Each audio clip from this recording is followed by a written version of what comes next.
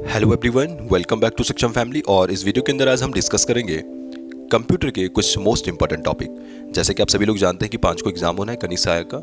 उसमें आपका लगभग 5 से 7 नंबर का कंप्यूटर पूछा जाना है। हालांकि देखिए, अब ये किसी को नहीं पता है कि पर्टिकुलर कितना वेटेज कंप्यूटर का रहने वाला है, लेकिन लगभग आप इतना मान के चल सकते हैं 5 से 7 नंबर का उसमें कंप्यूटर पूछा जाना है। इससे पहले जो एग्ज़ाम हुआ था पटवारी का, उसमें कंप्यूटर के जो क्वेश्चन आए थे वो काफ़ी जो लेवल था उनका काफ़ी अच्छा लेवल था। यानी हर कोई उन क्वेश्चंस को नहीं कर पाया होगा, डेफिनेटली नहीं कर पाया होगा। हाँ, जो पर्टिकुलर कंप्यूटर से किसी ने कोई चीज़ की हुई है, जिसको कंप्यूटर की अच्छी खासी नॉलेज है, उन्होंने वो क्वेश्चन जरूर किए होंगे। तो एक तो काफ़ी लोगों के जो है मॉरल भी डाउन हुआ है यार कि कंप्यूटर कहाँ से पढ़ें क्या पढ़ें, क्योंकि लास्ट टाइम का जो पेपर हुआ था उसमें काफ़ी टफ चीज़ें पूछ ली गई थी। लेकिन इस बार देखिए एक फेथ, एक बिलीफ जो है मैं आप लोगों को दिला दूं कि देखिए, ये पहली बात तो ये है, ये जो एग्ज़ाम है आपका, ये आपका 12th लेवल तक का है। ठीक, पहले वाला जो एग्ज़ाम होता था वो आपका ग्रेजुएशन लेवल का था ये वाला, लेकिन ये 12th लेवल का एग्ज़ाम है। तो कहीं ना कहीं इसमें जो रहेगा, मतलब ईजी टू मॉडरेट रहेगा। यानी मैं नहीं कहूँगा कि काफ़ी टफ क्वेश्चन इसमें पूछे जाने के चांसेस रहेंगे। तो यहाँ पे ये आप जो हैं जो पढ़ते आ रहे हैं, जो बेसिक नॉलेज आपकी कंप्यूटर की है, तो आपको वही बरकरार रखनी चाहिए। यानी आपको ज़्यादा चीज़ों के चक्कर में नहीं पड़ना चाहिए। इस वीडियो के अंदर वही सारी चीज़ें लगभग जिन्होंने कंप्यूटर नहीं पढ़ा है या जो पढ़ना चाहते हैं, जिनको नहीं पता यार कि अपन कहाँ से पढ़ें, क्या पढ़ें, कौन से टॉपिक हमारे लिए इंपॉर्टेंट है, तो ये लगभग 12 टॉपिक में इस वीडियो के अंदर आपको डिस्कस करने वाला हूँ। तो एटलीस्ट आप कुछ पढ़े ना पढ़े, इन 12 टॉपिक को पढ़ के जरूर जाए, क्योंकि हो ना हो 2 से 3 नंबर का क्या पता आपका यहाँ से पूछ लिया जाए।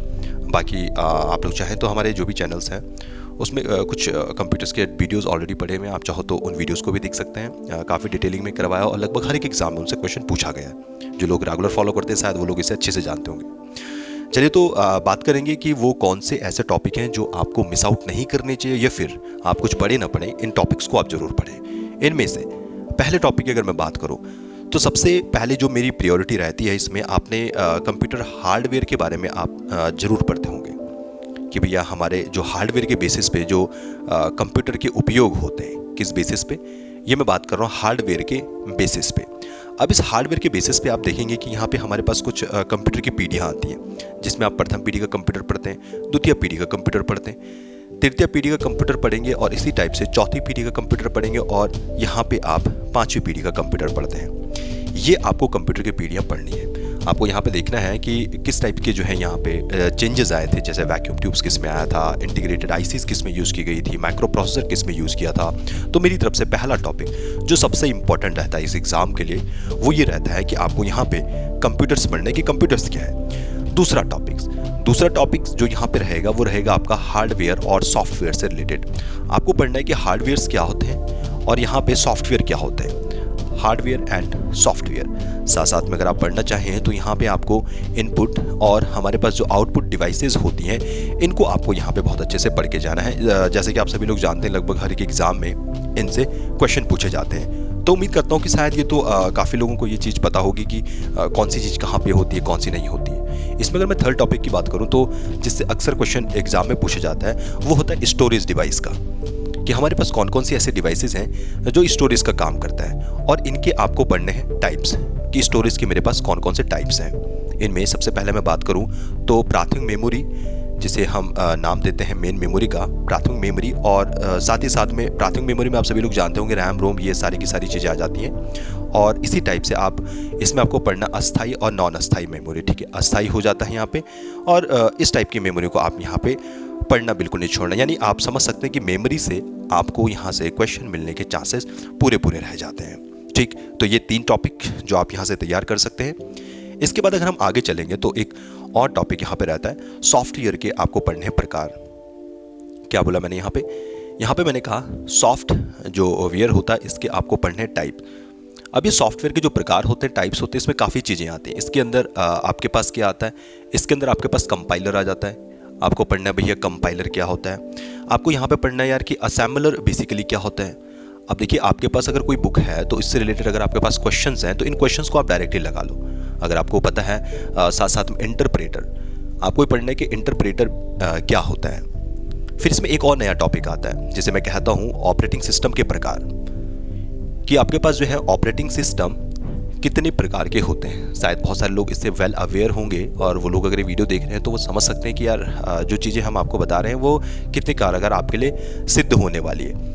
और फिर यहाँ पे एक और टॉपिक आता है। देखिए ये सारा इसी के अंदर आने वाला है। क्या आपके पास तीन चीज़ें होती हैं। एक होता है आपके पास एप्लीकेशन सॉफ्टवेयर, कि ये एप्लीकेशन सॉफ्टवेयर क्या होते हैं, और यहाँ पे आपके पास एक यूटिलिटी सॉफ्टवेयर, कि यूटिलिटी सॉफ्टवेयर क्या होते हैं, और यहाँ पे एक आपके पास आएगा सिस्टम सॉफ्टवेयर। इन तीनों में आपको बहुत अच्छे से जो है डिफरेंस पता होना चाहिए कि इन तीनों में जो है अंतर क्या होता है। अगर आपको चीज़ें आती है तो वेल एंड डन है। फिर एक नया टॉपिक यहाँ पे, वो टॉपिक होगा नेटवर्क से रिलेटेड, कि आपके पास जो कंप्यूटर के नेटवर्क होते हैं। अभी कंप्यूटर के नेटवर्क के अंदर अगर मैं बात करूँ तो इसके अंदर बहुत सारे टॉपिक आ जाते हैं, लेकिन इनमें सबसे जो ज़रूरी रहता है वो रहता है यहाँ पे प्रोटोकॉल।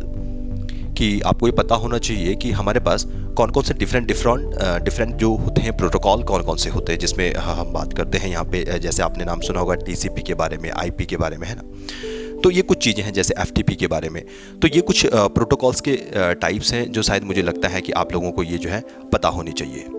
चलिए आगे कुछ और हम जो है चर्चा करेंगे कुछ और टॉपिक्स के बारे में जो काफ़ी इंपॉर्टेंट रहते हैं।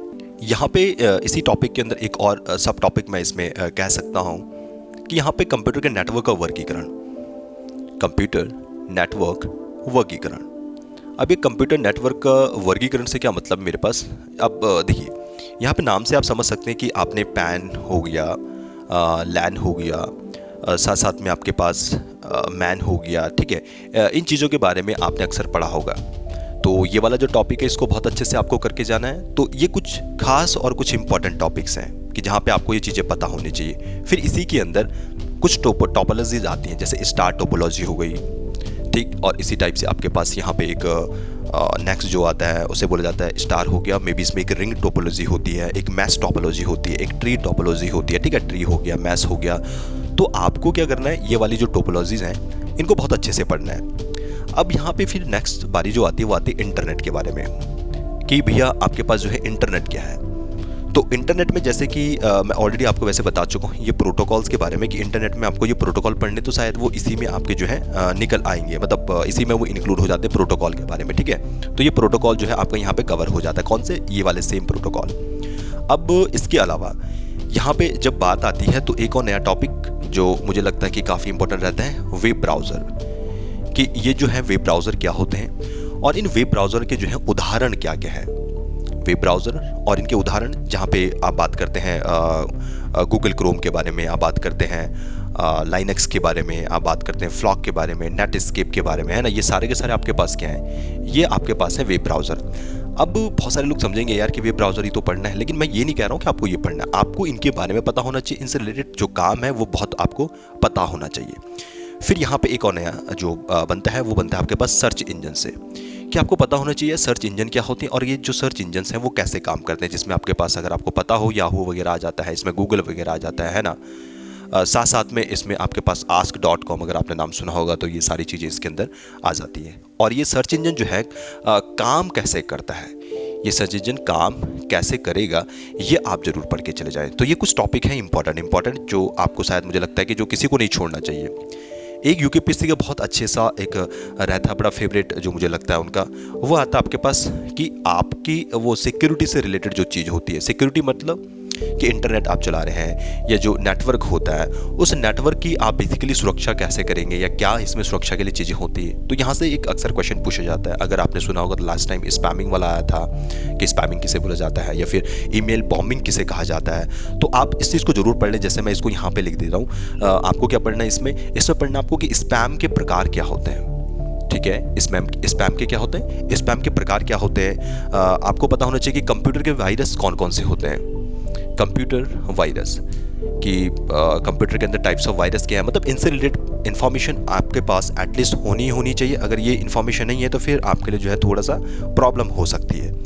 बाकी देखिए कभी कभार देखिए अब है क्या ना, देखिए अब मैंने ये आपको कुछ इंपॉर्टेंट टॉपिक्स तो मैंने आपको बता दिए कि आप कम समय में जो है एटलीस्ट कुछ पढ़ो ना पढ़ो ये टॉपिक आप करके चले जाओ। लेकिन एक चीज़ जो मैंने बहुत एनालिसिस किया काफ़ी लंबे समय से जो है फुल फॉर्म नहीं पूछी जा रही है। तो देखिए इस बार जो है फुल फॉर्म पूछे जाने के पूरे चांसेस हैं। अगर आप कहीं से भी कोई भी बुक उठा के पढ़ रहे हैं तो आपको मिल जाती है, बैक साइड में मिलेंगी या कहीं भी कोई भी आपके पास किताब है तो वहाँ पे आपको फुल फॉर्म जरूर पूछी जा सकती है। ठीक है, तो ये फुल फॉर्म आपको पढ़ के चले जाना है। बाकी अगेन मैं आपसे ये कहना चाहूँगा कि देखिए अब पढ़ने को बहुत ज़्यादा है। ये वीडियो बनाने का मकसद मेरा एक ही, जो काफ़ी लोग जो है बड़े परेशान रहते हैं यार कि कंप्यूटर समझ में नहीं आता, कंप्यूटर में क्या पढ़े क्या ना पढ़े। क्योंकि होता है कि आप कुछ कम समय में जो है बहुत ज़्यादा नहीं पढ़ पाते, लेकिन हाँ एक अच्छी तैयारी वही होती है कि आप कम समय में कितना अच्छा कंटेंट पढ़ पाते हैं, कितनी सेट चीज़ें पढ़ पाते हैं जो परीक्षा के लायक जो है आपके लिए उपयोगी सिद्ध होती है।